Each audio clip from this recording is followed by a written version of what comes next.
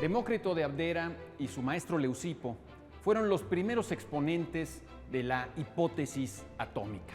Es decir, los primeros en proponer que el mundo real está formado por átomos. Si tú tienes un queso y lo partes por la mitad, y luego lo vuelves a partir por la mitad, y otra vez por la mitad, y así te sigues, llegará el momento en el que ya no podrás partirlo por la mitad. Te toparás, decía Demócrito, con pequeñísimas partículas indivisibles, que esto es precisamente lo que significa la palabra átomo, que no puede dividirse o cortarse en partes.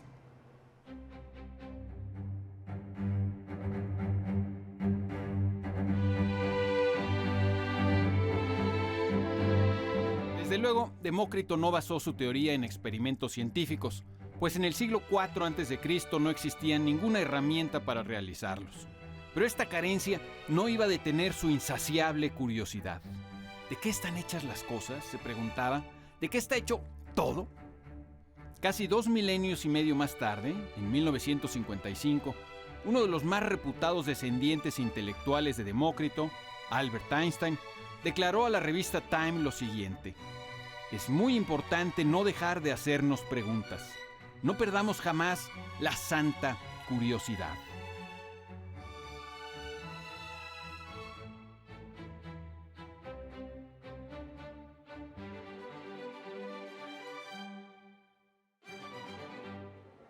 La adjetivación empleada por Einstein en aquella ocasión, al llamar santa a la curiosidad, me parece que era un guiño histórico, pues Einstein sabía bien que durante siglos y siglos la curiosidad había sido vista como una deplorable tendencia non sancta.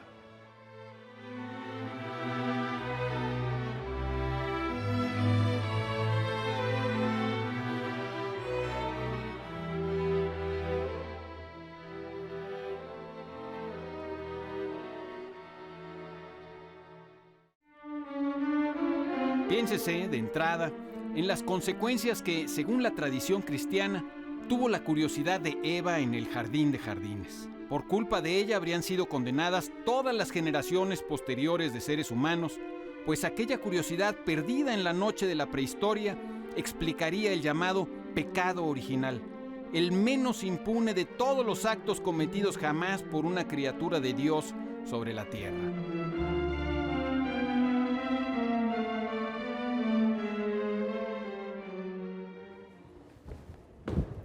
En el Deuteronomio se lee, y lo voy a citar de memoria, que no hay que buscar las cosas secretas porque éstas pertenecen a Jehová nuestro Dios. Y la advertencia la remata el libro del Eclesiástico con estas palabras: no busques lo que te sobrepasa, ni lo que excede tus fuerzas trates de escrutar. Y en el Eclesiastés, uno de los libros bíblicos que más curiosidad me provoca, encuentro estas palabras ambiguas: di mi corazón a inquirir y buscar con sabiduría sobre todo lo que se hace debajo del cielo.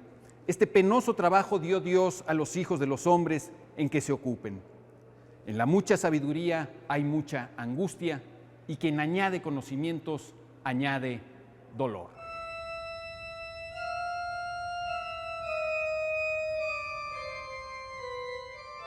La tradición judeocristiana no está sola en su condena a la curiosidad. En la mitología griega, la fuente de todos los males que sufren las personas puede trazarse de nuevo a la curiosidad de la primera mujer creada por los dioses, una mujer llamada Pandora. Esta, movida por un deseo de indagación irresistible y culposo, habría abierto la jarra o tinaja que guardaba todos los males que hasta la fecha siguen aquejándonos.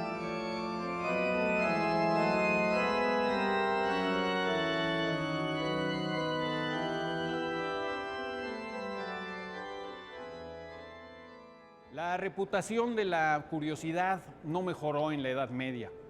San Agustín dedica un breve capítulo del libro 10 de sus Confesiones a la vana curiosidad. Después de hablar de las tentaciones de la sexualidad y de los sentidos, el de Hipona afirma que existe otra manera de concupiscencia 100 veces más peligrosa, una vana y curiosa concupiscencia paliada con el nombre de conocimiento y ciencia, la cual curiosidad, como radica en el apetito de conocer y los ojos ocupan el primer puesto entre los sentidos en orden a conocer, es llamada en el lenguaje divino concupiscencia de los ojos.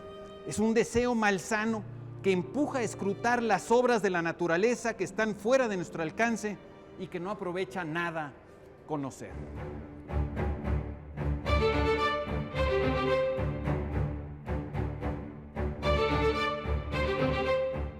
San Agustín también hace una observación interesantísima cuando distingue el deleite que nos produce la belleza, harto comprensible, de la curiosidad morbosa que puede dirigir nuestra atención hacia cosas horripilantes como el espectáculo de un cadáver.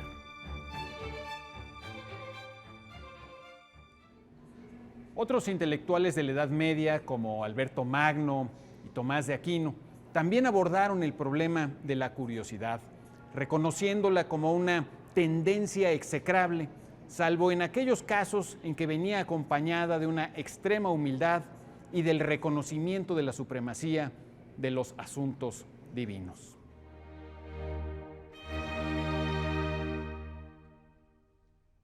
En términos generales, puede decirse que la curiosidad era vista como una manifestación más de la soberbia, una altivez reprobable, o bien como una especie de lujuria, un deseo desordenado y excesivo. Esta visión medieval de la curiosidad no ha desaparecido del todo. Pervive en muchas personas con influencia, padres, jefes, maestros, funcionarios, que reprueban la curiosidad de los niños o de los jóvenes o de los ciudadanos o de las personas ignorantes, entre las que me incluyo sin dudarlo. La reivindicación general de la curiosidad solo llegará más tarde, a finales del siglo XVI, con pensadores como Francis Bacon, Thomas Hobbes, Robert Boyle, Robert Hooke, Giambattista della Porta, Galileo, William Harvey y muchos otros.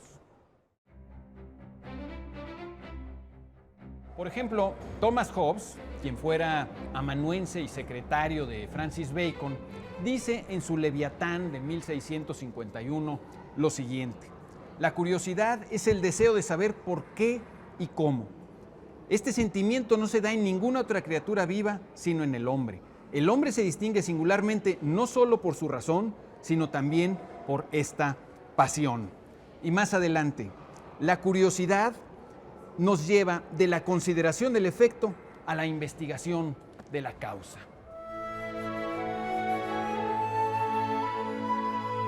En Hobbes también se encuentra escrito, por vez primera, el apotegma que por lo general se atribuye a Francis Bacon: scientia potentia es. El conocimiento es poder. La curiosidad ya no era un pecado, sino una herramienta para adquirir conocimientos que podían traducirse en poder. Y aquí abro un paréntesis para señalar que cuando el conocimiento es poder, es decir, cuando el poder se acompaña del conocimiento, todos somos más felices. En cambio, cuando el poder no se acompaña del conocimiento, sino de la violencia, de la fuerza arbitraria, del abuso, del capricho o de la mera popularidad, que suele ser insensata, el resultado es el mal con mayúsculas, que yo identifico con la infelicidad.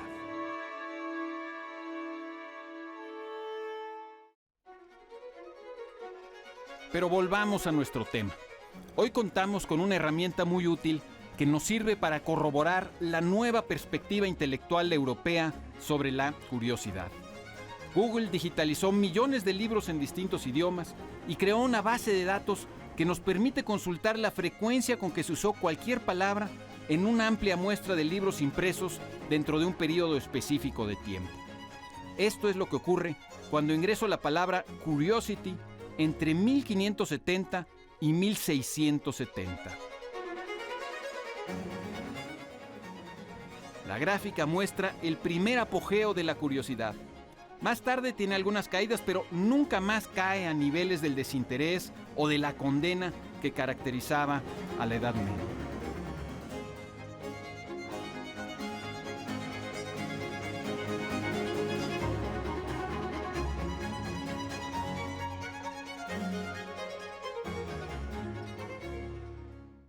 En nuestro tiempo, la curiosidad, sin perder su ambivalencia, pues también existe una curiosidad morbosa, indigna de encomio alguno.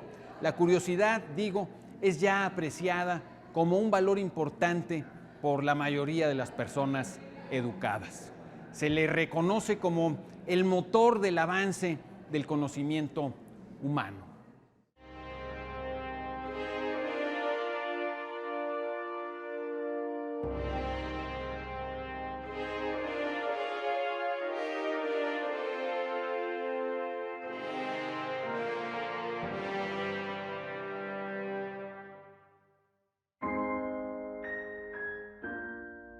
Antes de terminar, quiero volver a aquel pionero de la curiosidad del que hablábamos hace unos minutos.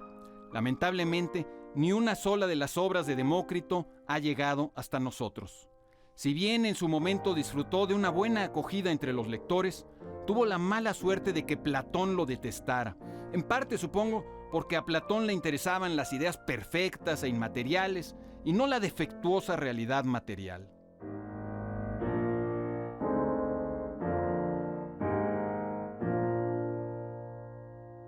Tenemos, sin embargo, constancia de que Demócrito escribió decenas de libros sobre historia natural, sobre literatura, sobre matemáticas y muchos otros temas. Los verbos, Las costumbres. Las dietas, las armaduras, Los problemas legales, el fuego. Las cosas del infierno. los sabores, Los polos. el ritmo, La armonía. Los imanes. La agricultura. Los sagrados de Babilonia. Los planisferios. Las tácticas militares. La fiebre. El cuerno de Almatea. Las ocasiones propicias y desfavorables. También describió los rayos de luz, le interesaba la pintura y, muy asombrosamente, concibió los átomos.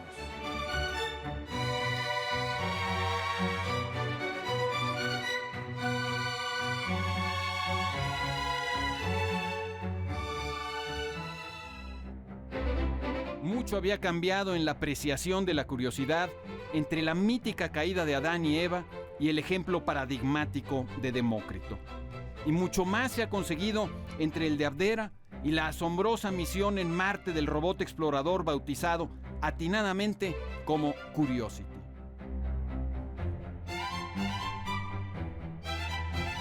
El río de la historia, la gran aventura humana, ha sido impulsado siempre por nuestro deseo de conocer el porqué y el cómo de todo lo que ha sido concebido y de todo lo que es posible concebir. Hoy estuvimos en el Universum Museo de las Ciencias. Soy Pablo Boullosa, usted tiene la palabra.